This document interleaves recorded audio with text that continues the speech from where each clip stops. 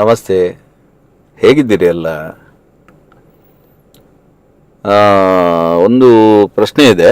ನಮಸ್ತೆ ಗುರುಗಳೇ, ಪ್ರಮೋದ ಬೆಳಗಾವಿಯಿಂದ. ಅವರ ಪ್ರಶ್ನೆ ಏನಂತ ಹೇಳಿದರೆ, ಧ್ಯಾನ ಮತ್ತು ಜಪದ ನಡುವಿನ ವ್ಯತ್ಯಾಸ ಏನು? ಹರೇ ಕೃಷ್ಣ ಮಂತ್ರ ಮತ್ತು ವಿಷ್ಣು ಸಹಸ್ರನಾಮ ನಡುವಿನ ವ್ಯತ್ಯಾಸ, ಇದರ ಬಗ್ಗೆ ತಿಳಿಸಿಕೊಡಿ.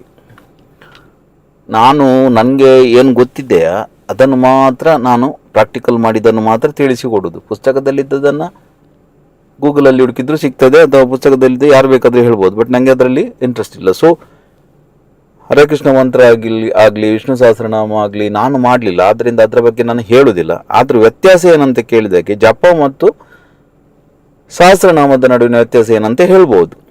ಓಕೆ, ಧ್ಯಾನ ಮತ್ತು ಜಪದ ನಡುವಿನ ವ್ಯತ್ಯಾಸ, ಹರೇ ಕೃಷ್ಣ ಮಂತ್ರ ಮತ್ತು ವಿಷ್ಣು ಸಹಸ್ರನಾಮ ನಡುವಿನ ವ್ಯತ್ಯಾಸ ಅಂತ. ಸೊ ನೋಡಿ, ಧ್ಯಾನ ಮತ್ತು ಜಪ ಎರಡು ಬೇರೆ ಬೇರೆ.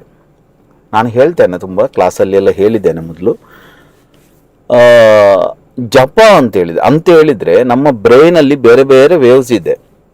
ಓಕೆ, ಸೊ ವೇವ್ಸನ್ನು ಚೇಂಜ್ ಮಾಡಲಿಕ್ಕೆ, ವೇವ್ಸ್ ಚೇಂಜ್ ಆದಾಗ, ವೇವ್ಸ್ ಕಮ್ಮಿ ಆದಾಗ, ಈಗ ನಾವು ನಿದ್ದೆಗೆ ಹೋಗುವಾಗ ಸಂಸ್ಕೃತದಲ್ಲಿ ಅದಕ್ಕೆ ಜಾಗ್ರತ ಸ್ಥಿತಿ, ಸ್ವಪ್ನ, ಸುಷುಪ್ತಿ, ತುರಿಯ ಹೀಗೆಲ್ಲ ಹೇಳ್ತಾರೆ.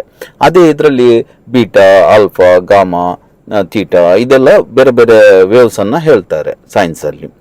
ಸೊ ಏನಪ್ಪ ಅಂತ ಹೇಳಿದರೆ, ಒಳಗೆ ಏನಿದೆ ಅಲ್ವಾ ಅದು ಶುದ್ಧ ಚೈತನ್ಯ. ಇದನ್ನೇ ಮಾಂಡುಕ್ಯ ಉಪನಿಷತ್ತಲ್ಲೆಲ್ಲ ಹೇಳುವುದು. ಸುಷುಪ್ತಿ ತ್ರಯಂತ ವೇದ್ಯ ವಿಭವಂ ಅಂತ, ಜಾಗ್ರತ, ಸ್ವಪ್ನ, ಸುಷುಪ್ತಿ ಆ ಮೂರನ್ನು ಮೀರಿದಾಗ ಏನಿದೆ ಅದು ಎಲ್ಲ ಕಡೆ ಇರುವುದು ಅದೇ. ಹೊರಗಿಂದ ಜಾಗ್ರತ ಸ್ಥಿತಿಯಲ್ಲಿ ಮತ್ತು ಸ್ವಪ್ನ ಸ್ಥಿತಿಯಲ್ಲಿ ನಾವು ಬೇರೆ ಬೇರೆ ಆಗಿರ್ತೇವೆ, ನಮ್ಮ ಕಾನ್ಷಿಯಸ್ ಮೈಂಡ್ ಇರುವ ಕಾರಣ. ಸೊ ಆಧ್ಯಾತ್ಮಿಕ ಸಾಧನೆಗಳ ಎಲ್ಲ ಮೂಲ ಉದ್ದೇಶ ಏನಪ್ಪ ಅಂತ ಹೇಳಿದರೆ, ನಾವು ಒಳಗೆ ಹೋಗುವುದು, ನಮ್ಮನ್ನು ನಾವು ರೀಚ್ ಆಗುವುದು. ಈಗ ಅವತಾರ ಅಂತ ಹೇಳ್ತಾರೆ. ಕೆಲವರೆಲ್ಲ ಏನು ತಿಳ್ಕೊಂಡಿದ್ದಾರೆ ಗೊತ್ತಾ, ವೈಕುಂಠದಲ್ಲಿ ಕೈಲಾಸದಲ್ಲಿ ಯಾರೋ ಇದ್ದಾನೆ ಅವ ಅವತಾರ ಅಂತ ಹೇಳಿದ್ರೆ ಅವ ಸೀದಾ ಬಂದು ಮನುಷ್ಯನಾಗುವುದು. ಕೆಲವರೆಲ್ಲ ಗೊತ್ತಿಲ್ಲದವ್ರ ಪ್ರಶ್ನೆ ಕೇಳ್ತಾರೆ, ರಾಮ ಬಂದಿರುವಾಗ ವೈಕುಂಠದಲ್ಲಿ ಯಾರಿದ್ರು, ಕೃಷ್ಣ ಬರುವಾಗ ವೈಕುಂಠದಲ್ಲಿ ಯಾರಿದ್ರು ಅಂತೆಲ್ಲ. ಹಾಗೆಲ್ಲ ಅವತಾರ ಅನ್ನೋ ಕಾನ್ಸೆಪ್ಟ್ ಏನು ಗೊತ್ತಾ, ಅವತಾರ ಅಂತ ಹೇಳಿದ್ರೆ ಇಳಿಯುವುದು. ಎಲ್ಲಿ ಇಳಿಯುವುದು ಅಂತ ಹೇಳಿದ್ರೆ ಒಳಗೆ ಇಳಿಯುವುದು. ಸೊ ನಾನು ಅದನ್ನೇ ಹೇಳುವುದಲ್ವಾ, ಆಧ್ಯಾತ್ಮಿಕ ವ್ಯಕ್ತಿ ಅಂತ ಹೇಳಿದರೆ ನಮ್ಮಲ್ಲಿ ಕೆಲವೆಲ್ಲ ಕಲ್ಪನೆ ಇದೆ. ಬ್ರಹ್ಮಚಾರಿಯಾಗಿರುವವ ಆಧ್ಯಾತ್ಮಿಕ ವ್ಯಕ್ತಿ, ಕೋಪ ಬರದವ ಆಧ್ಯಾತ್ಮಿಕ ವ್ಯಕ್ತಿ, ಈಗೆಲ್ಲ ನಮ್ಮಲ್ಲಿ ಬೇರೆ ಬೇರೆ ಕಲ್ಪನೆ ಇದೆ. ಬಟ್ ಭಾರತೀಯ ಪರಂಪರೆಯಲ್ಲಿ ಅದಲ್ಲ. ದುರ್ವಾಸ ಎನ್ನುವ ಮಾತುಮತಿ, ನಮ್ಮ ಋಷಿಗಳೆಲ್ಲ ಮಾತುಮತಿಗೆ ಶಾಪ ಕೊಡ್ತಿದ್ದವರು, ಅಷ್ಟು ಕಡುಕೋಪಿಗಳು. ಸೊ ಅವರನ್ನು ನೀವು ಋಷಿಗಳೆಲ್ಲ ಅಂತ ಹೇಳಲಿಕ್ಕೆ ಆಗ್ತದಾ? ಅಥವಾ ನಮ್ಮಲ್ಲಿ ಎಲ್ಲ ಋಷಿಗಳೆಲ್ಲ ತುಂಬ ಪತ್ನಿಯರಿದ್ದವರು, ಪ್ರೇಯಸಿಯರಿದ್ದವರು, ಏನೇನೆಲ್ಲ ಕತೆ ಬರ್ತದೆ. ಈಗ ಸಪ್ತರ್ಷಿಗಳಲ್ಲಿ ಒಬ್ಬನಾದ ವಿಶ್ವಾಮಿತ್ರನದ್ದು ಕತೆ ಬರ್ತದೆ, ವಶಿಷ್ಠರಿಗೆ 100 ಮಕ್ಕಳು ಇದ್ರಂತ ಕತೆ ಬರ್ತದೆ. ಸೊ ಇದೆಲ್ಲ ಏನು ಹೇಳ್ತಾರೆ ಅಂತೇಳಿ, ನೀವು ಏನು ಅಧ್ಯಾತ್ಮ ಅಂತ ತಿಳ್ಕೊಂಡಿದ್ದೀರ ಅದಲ್ಲ ಅಧ್ಯಾತ್ಮ ಅಂತ ಹೇಳಿದರೆ. ಬಟ್ ನಮಗೇನಾಗಿದೆ, ಹಾಗಾದರೆ ತೃತೀಯ ಲಿಂಗಿಗಳಿರ್ತಾರೆ ಅಥವಾ ದೈಹಿಕವಾಗಿ ಅಸಮರ್ಥರಿರ್ತಾರೆ, ಆಗ ಅವರೆಲ್ಲ ಆಧ್ಯಾತ್ಮಿಕ ವ್ಯಕ್ತಿಗಳಾಗ್ತಾರಾ? ಅದಲ್ಲ. ಆಧ್ಯಾತ್ಮಿಕ ವ್ಯಕ್ತಿ ಅಂತ ಹೇಳಿದರೆ ಅವನಿಗೆ ಒಳಗೆ ಏನು ತನ್ನ ಶುದ್ಧ ಚೈತನ್ಯ ಇದೆ ಅದನ್ನು ಟಚ್ ಮಾಡಲಿಕ್ಕೆ ಆಗಬೇಕು. ಯಾವಾಗ ಬೇಕಾದರೂ ಅವನ ಧ್ಯಾನಸ್ಥ ಸ್ಥಿತಿಗೆ ಹೋಗ್ಲಿಕ್ಕೆ ಆಗಬೇಕು, ಅವನ ಬ್ರೈನಲ್ಲಿ ವೇವ್ಸ್ ಅನ್ನು ಚೇಂಜ್ ಮಾಡಲಿಕ್ಕೆ ಆಗಬೇಕು. ಓಕೆ, ಸೊ ಇದು ಆಧ್ಯಾತ್ಮಿಕ ವ್ಯಕ್ತಿಯ ಲಕ್ಷಣ. ಈ ಅವತಾರ ಅಂತ ಹೇಳಿದರೆ ಅದು ಯಾರಿಗೆ ಆ ಒಳಗೆ ಇಳಿಲಿಕ್ಕೆ ಆಗ್ತದ, ಅವತಾರ ಅಂತ ಹೇಳಿದ್ರೆ ಇಳಿಯುವುದು, ಯಾರಿಗೆ ಇಳಿಲಿಕ್ಕೆ ಆಗ್ತದ ಅವ ಆಧ್ಯಾತ್ಮಿಕ ವ್ಯಕ್ತಿ. ಅವ ಮತ್ತು ಅದು ಬೇರೆ ಬೇರೆ ಅಲ್ಲ, ಅಲ್ಲಿ ಒಳಗೆ ಇರುವುದು ಎಲ್ಲ ಒಂದೇ. ಅರ್ಥ ಆಯ್ತಲ್ವಾ? ಸೊ ಅಷ್ಟು ಸುಲಭದಲ್ಲಿ ಅರ್ಥ ಆಗುವುದಿಲ್ಲ.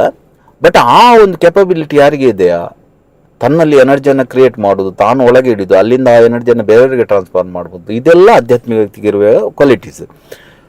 ಸೊ ಈ ಏನೆಲ್ಲ ಸ್ಪಿರಿಚುವಲ್ ಪ್ರಾಕ್ಟೀಸಸ್, ಆಧ್ಯಾತ್ಮಿಕ ಪ್ರಾಕ್ಟೀಸ್ ಅಲ್ಲಿ ಎಲ್ಲ ಏನೆಲ್ಲ ಇದೆ ಅದೆಲ್ಲ ಇರುವುದರ ಮೂಲ ಉದ್ದೇಶ ಏನಪ್ಪ ಅಂತ ಹೇಳಿದರೆ, ಆ ಒಳಗೆ ಇಳಿಲಿಕ್ಕೆ ನಮ್ಮ ಬ್ರೈನ್ನ ಕಾನ್ಷಿಯಸ್ ಮೈಂಡನ್ನು ಸ್ಲಿಪ್ ಮೋಡಿಗೆ ಹಾಕಿ ಸಬ್ ಕಾನ್ಷಿಯಸ್ ಮೈಂಡನ್ನು ರೀಚ್ ಆಗಲಿಕ್ಕೆ, ಅಥವಾ ಒಳಗೆ ಏನಿದೆ ಅದು ಹೆಸರು ಅಷ್ಟೇ, ಸಬ್ ಕಾನ್ಷಿಯಸ್ ಆಗಲಿ ದೇವರಾಗಲಿ ಎಲ್ಲ ಹೆಸರುಗಳು ಅಷ್ಟೇ.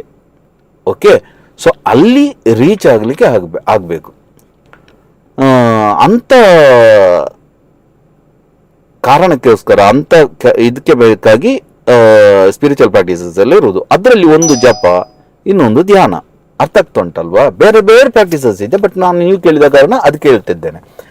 ಸೊ ಜಪದಲ್ಲಿ ಏನಾಗ್ತದೆ ಅಂತ ಹೇಳಿದರೆ, ಇದು ತಾಂತ್ರಿಕ ಪ್ರಯೋಗ ನಿಜವಾಗಿ ನೋಡಿದ್ರೆ. ಜಪ ಅಂತ ಈಗ ಎಲ್ಲ ಮಿಕ್ಸ್ ಮಾಡಿದ್ದಾರೆ. ಒಂದೇ ಬೀಜ ಮಂತ್ರವನ್ನ, ಅದರ ಹೆಸರೇ ಬೀಜ ಅಂತ, ಅದು ಆ ತತ್ವದ ಬೀಜ. ಅಲ್ಲಿ ಬೀಜವನ್ನು ಹೇಗೆ ಒಂದು ಮಾವಿನ ಮರದಲ್ಲಿ ಒಂದು ಚಿಕ್ಕ ಬೀಜದಲ್ಲಿ ಆ ಮಾವಿನ ಮರದ ಎಲ್ಲ ಕ್ವಾಲಿಟೀಸ್ ಇರ್ತದ, ಆ ಬೀಜವನ್ನೇ ಬೆಳೆಸಿದ್ರೆ ಹೇಗೆ ಅದು ಅಂತ ದೊಡ್ಡ ವೃಕ್ಷವಾಗಿ ಅಂತ ಅನೇಕ ಮಾವುಗಳನ್ನು ಸೃಷ್ಟಿ ಮಾಡ್ಲಿಕ್ಕೆ ಆಗ್ತದೆ. ಅದಕ್ಕೆ ಕ್ಷುದ್ರ ಮಿಶ್ರಾಣಿವ ಬೀಜಾನಿ ಬೀಜಮ್ಮಾಂ ಸರ್ವಭೂತಾನಾಂ ಅಂತ ಹೇಳುದು. ಎಲ್ಲ ಭೂತಗಳಲ್ಲಿರುವ, ಎಲ್ಲ ಭೂತ ಅಂತ ಹೇಳಿದ್ರೆ ನೀವು ತಿಳ್ಕೊಂಡ ತಂಗಳಿ ಅಲ್ಲಿ ತೇಲಿ ಬಂದೆ ಅಂತ ಸೀರೆ ಉಟ್ಕೊಂಡು ಹೋಗೋ ಭೂತ ಅಲ್ಲ. ಭೂತ ಅಂತ ಹೇಳಿದ್ರೆ ಮ್ಯಾಟರ್ಸ್, ವಸ್ತುಗಳು.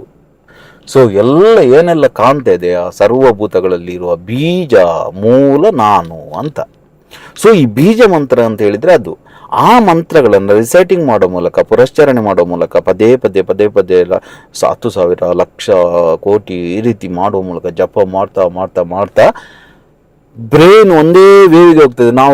ನಾನು ಎಷ್ಟೋ ಸಲ ಹೇಳಿದ್ದೇನೆ ಇದನ್ನೆಲ್ಲ, ಬಾಯಲ್ಲಿ ಹೇಳ್ತಾ ಹೇಳ್ತಾ ಹೇಳ್ತಾ ಬ್ರೈನಲ್ಲಿ ಕೂಡ ವೇವ್ಸ್ ಆಗ್ತದೆ. ಒಂದೇ ವೇವ್ಸ್ ಆದಾಗ ಬ್ರೈನ್ನ ಅಟಮಿಕ್ ಕನ್ಫಿಗರೇಷನ್ ಚೇಂಜ್ ಆಗ್ತದೆ. ಸೊ ಬ್ರೈನ್ನ ವೇವ್ಸ್ ಚೇಂಜ್ ಆಗ್ತದೆ. ವೇವ್ಸ್ ಚೇಂಜ್ ಆದಾಗ ನಾವು ನಮ್ಮ ಬ್ರೈನ್ ಶಾಂತ ಆಗ್ತಾ ವೇವ್ಸ್ ಡೌನ್ ಆಗ್ತಾ ನಾವು ಅಲ್ಲಿಗೆ ರೀಚ್ ಆಗ್ತೇವೆ. ಇದು ಒಂದು ಪದ್ಧತಿ, ಶಾರ್ಟಲ್ಲಿ ಹೇಳಿತ್ತು ನಾನು.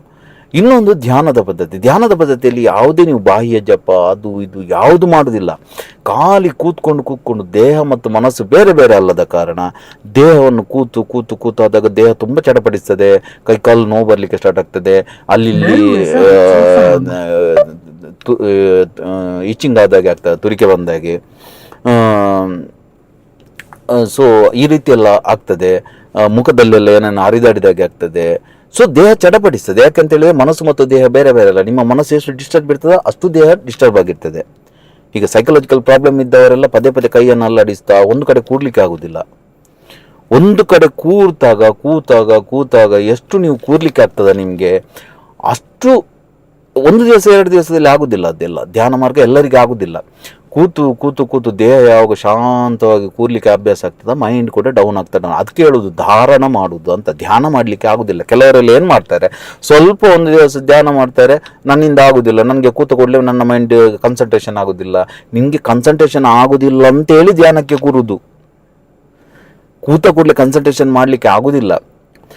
ನಿಧಾನಕ್ಕೆ ಕೂರ್ಬೇಕಷ್ಟೇ. ಬೇರೆ ಯಾವುದೇ ಕಲ್ಪನೆ ಎಲ್ಲ ಮಾಡೋದು ಅದು ಧ್ಯಾನ ಅಲ್ಲ, ಅದು ಗೈಡೆಡ್ ಮೆಡಿಟೇಷನ್. ಧ್ಯಾನ ಅಂತ ಹೇಳಿದ್ರೆ ನೀನು ಕೂರುದು, ಧಾರಣ, ಒಂದು ಕಡೆ ನಿಲ್ಲಿಸುವುದು, ದೇಹವನ್ನು ನಿಲ್ಲಿಸ್ತಾ ಒಂದೇ ವಿಚಾರದಲ್ಲಿ ನಿಲ್ಲಿಸ್ತಾ ಒಂದು ಸ್ಟೇಜ್ ಬರ್ತದೆ, ಒಂದು ದಿವಸ ಅಲ್ಲಿ ರೀಚ್ ಆಗ್ತೇವೆ ನಾವು. ಅದಕ್ಕೆ ಧ್ಯಾನ ಅಂತ ಹೇಳುದು. ಧಾರಣದಿಂದ ಧ್ಯಾನ, ಅದು ಮತ್ತೆ ಪುನಃ ರೀಚ್ ಆದರೆ ಅದು ಸಮಾಧಿಗೆ ಹೋಗುದು. ಅದರಲ್ಲಿ ಕೂಡ ಸವಿಕಲ್ಪ ಮತ್ತು ನಿರ್ವಿಕಲ್ಪ ಅಂತ ಇದೆ. ಸೊ ಟೋಟಲ್ ಏನಪ್ಪ ಅಂತ ಹೇಳಿದ್ರೆ, ನೀವು ಕೂತಾಗ ನೀವು ಒಳಗೆ ಇಳಿತೀರಿ. ಅರ್ಥ ಆಗ್ತುಂಟಲ್ವಾ? ಇದು 2 ರೀತಿಯ ವಿಧಾನ, ಜಪ ಮತ್ತು ಧ್ಯಾನದ ನಡುವಿನ ವ್ಯತ್ಯಾಸ. ನಿಮಗೆ ಅರ್ಥ ಆಯ್ತು ಅಂತ ತಿಳ್ಕೊಂಡೆ ಪ್ರಮೋದ್ ಅವರೇ. ಲೇಡೀಸ್ ಜೆಂಟ್ಸ್ ಗೊತ್ತಿಲ್ಲ. ಓಕೆ, ಪ್ರಮೋದ ಅಂತಾಗಿ ಹುಡುಗಿ ಆಗಿರ್ಬೇಕು. ಓಕೆ, ಸೊ ಹರೇ ಕೃಷ್ಣ ಮಂತ್ರ ಮತ್ತು ವಿಷ್ಣು ಸಹಸ್ರನಾಮ ನಡುವಿನ ವ್ಯತ್ಯಾಸ ನೋಡಿ. ಅದೇ ನಾನು ಹೇಳಿದಲ್ವ, ನನಗೆ ಫಸ್ಟಿಗೆ ಹೇಳಿದೆ, ನಾನು ಅದನ್ನು ಮಾಡಲಿಲ್ಲದ ಕಾರಣ ಅದ್ರ ಬಗ್ಗೆ ಹೇಳುವುದಿಲ್ಲ ಅಂತ.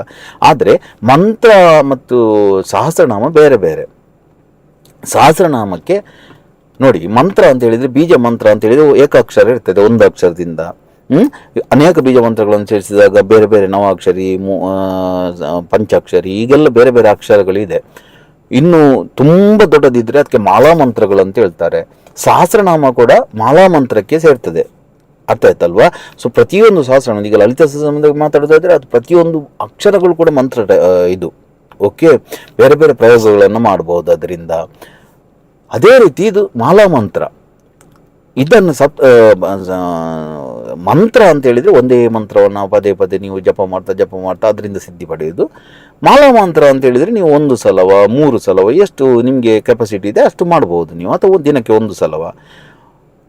ಸಹಸ್ರನಾಮ ಅಂತ ಹೇಳಿದರೆ ಅದರಲ್ಲಿ ಸಹಸ್ರನಾಮಗಳಲ್ಲಿ ಆ ವಿಷ್ಣುವಿನ ಬೇರೆ ಬೇರೆ, ವಿಷ್ಣು ಅಂದರೆ ಏನು ಅದನ್ನೆಲ್ಲ ಹೇಳಿರ್ತಾರೆ. ಅದನ್ನು ಅರ್ಥಸಹಿತವಾಗಿ ಸ್ಪಷ್ಟ ಉಚ್ಚಾರದಿಂದ ಮಾಡಿದರೆ ಅದರಿಂದ ಫಲ ಬರ್ತದೆ. ಒಟ್ಟಾರೆ ಮಾಡಿದರೆ, ಸುಮ್ಮನೆ ಮಾಡಿದರೆ ಏನು ಪ್ರಯೋಜನ ಇಲ್ಲ. ಓಕೆ, ಸೊ ಇದು ವ್ಯತ್ಯಾಸ ಸಹಸ್ರನಾಮಕ್ಕೆ ಮತ್ತು ಮಂತ್ರಕ್ಕೆ. ಮಂತ್ರ ಅಂತ ಹೇಳಿದ್ರೆ ಮನನಂತ್ರ ಇತಿ ಮಂತ್ರ. ಮಂತ್ರ ಅಂತ ಹೇಳಿದ್ರೆ ಅದರ ರಿಪಿಟೇಷನ್ ಮತ್ತು ಅದು ಗುರುವಿನಿಂದ ಬಂದಿರಬೇಕು. ಇಲ್ಲದಿದ್ದರೆ ಅದಕ್ಕೆ ಆಗುದಿಲ್ಲ ಅಂತ ಇಲ್ಲ, ವರ್ಕ್ ಆಗುದಿಲ್ಲ ಅಂತ ಇಲ್ಲ, ವರ್ಕ್ ಆಗ್ತದೆ, ಬಟ್ ತುಂಬ ಟೈಮ್ ತಗೊಳ್ತದೆ ಅದು ಆಕ್ಟಿವೇಟ್ ಆಗಲಿಕ್ಕೆ. ಗುರು ಬೀಜ ಮಂತ್ರವನ್ನು ಅನುಷ್ಠಾನ ಮಾಡಿದ ಮಂತ್ರವನ್ನು ನಿಮಗೆ ಕೊಟ್ಟರೆ ಆಲ್ರೆಡಿ ಅದು ಆಕ್ಟಿವ್ ಆಗಿರ್ತದೆ, ಚೈತನ್ಯ ಆಗಿರ್ತದೆ. ಅದು ನಿಮಗೆ ಸಿಕ್ಕಿದಾಗ ನೀವು ಅದನ್ನು ಸುಲಭವಾಗಿ ಇದು ಮಾಡ್ಬೋದು. ಸೊ ಪ್ರಮೋದ್ ಅವರಿಗೆ ಅರ್ಥ ಆಯ್ತು ಅಂತ ತಿಳ್ಕೊಳ್ತೇನೆ. ಇನ್ನು ನೆಕ್ಸ್ಟ್ ಕ್ವಶನ್ಗೆ ಹೋಗುವ.